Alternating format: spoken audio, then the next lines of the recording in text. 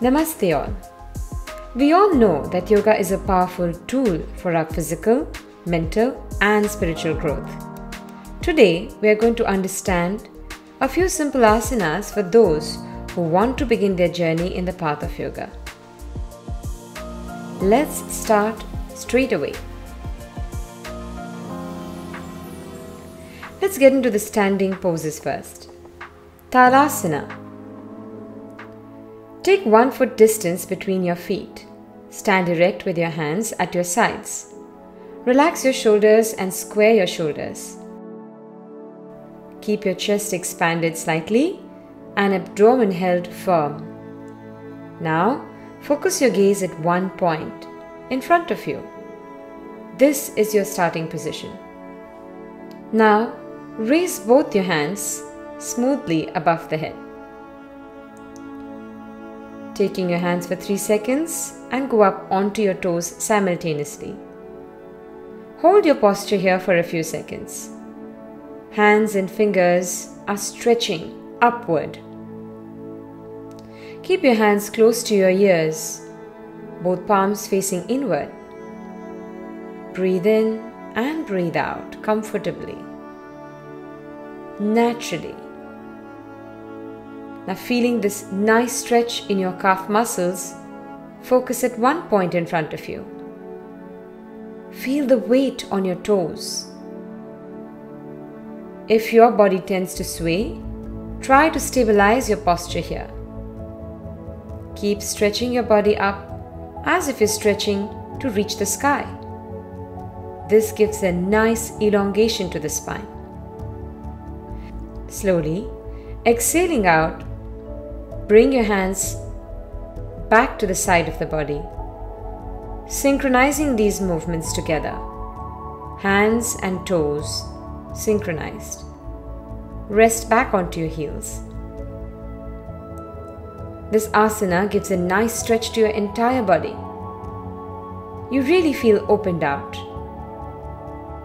Now let's move on to Padasana, balancing pose.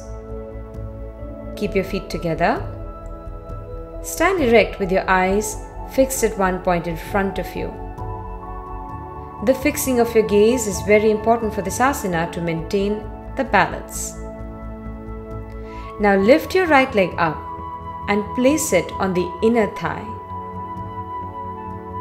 bringing the weight onto your left leg. Now join your palms in Namaste at the center of the chest. Continue to gaze at a point in front of you. Press your palms firmly on each other and fingers straight. Breathe in and breathe out smoothly. Stay steady and focused. This asana enhances our mind's ability to concentrate.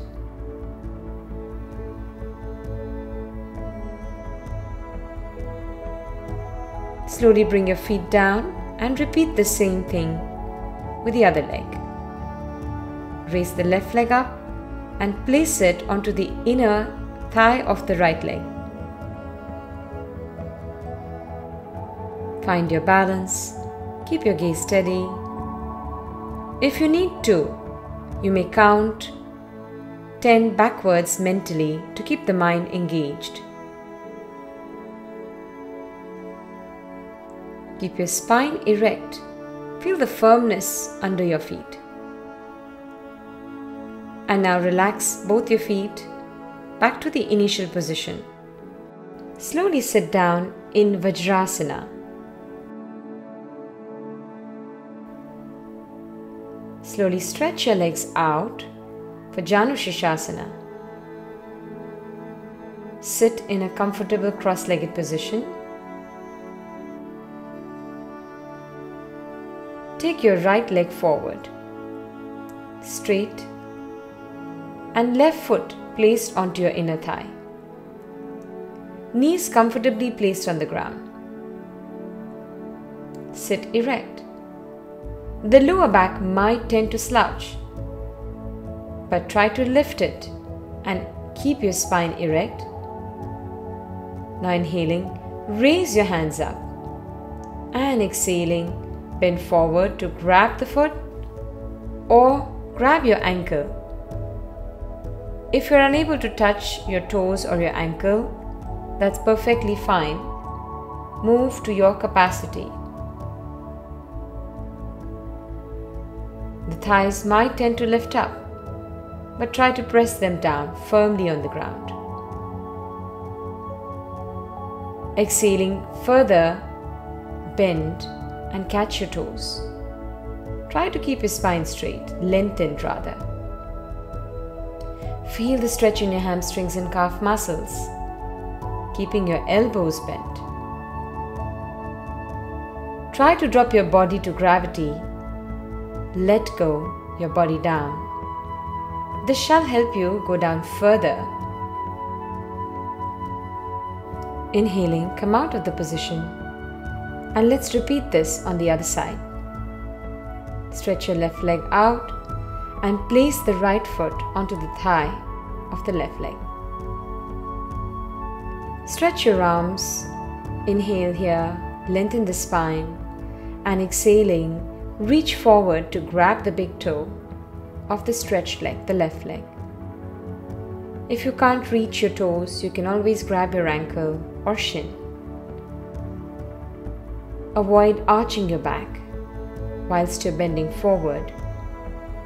This asana is very effective when it is done with the attitude of surrenderance. Humility plays a huge role in forward bends. One progresses more when one is humble.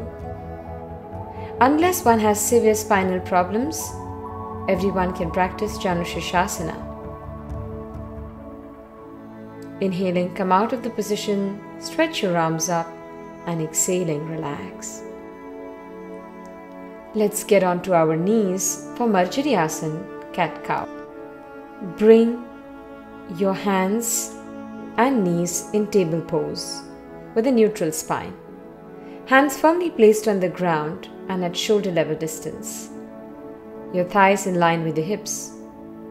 Hands and legs perpendicular to your upper body. Now as you inhale and move into cow pose, lift your sit bones upwards. Press your chest forward and allow your belly to sink. Lift your head, relax your shoulders away from the ears and gaze straight ahead. As you exhale, come into the cat pose while rounding your spine outward, tucking in your tailbone and drawing your pubic bone forward. Release your head towards the floor. Just don't force your chin to your chest. Most importantly, just relax. In case of knee pain, avoid resting onto your knees or place a pillow underneath your knees. You may even double fold your mat. Now slowly come back, sitting onto the buttocks. Slowly turn to one side, lie down onto your back for Pavan Muktasana. We'll start with the one leg variation, where you lie down, adjust your lower back by sliding your hips and tailbone down towards your heels so that the lower back is firmly resting on the floor without an overarch.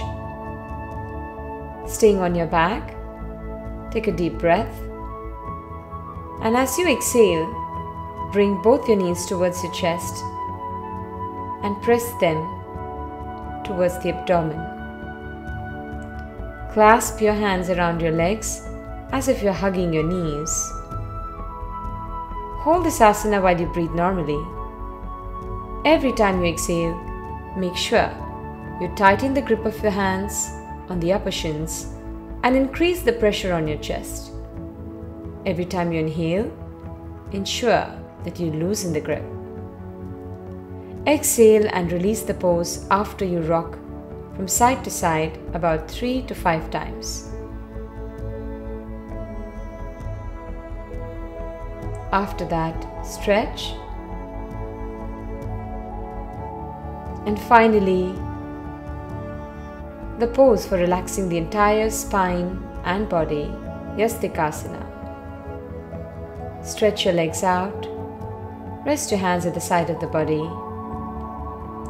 And inhaling, extend your arms above the head, stretch your feet, stretch your toes, stretch your hands in opposite directions. Visualize your body to be a piece of stick being stretched on both ends, allowing the spine to really lengthen and de-stress. Exhaling, come back. Rest your hands back at the side of the body. And now slowly get into Shavasana. Separate your legs, separate your hands. Allow complete deep relaxation. Or to suggest yourself, I'm letting go and relaxing completely.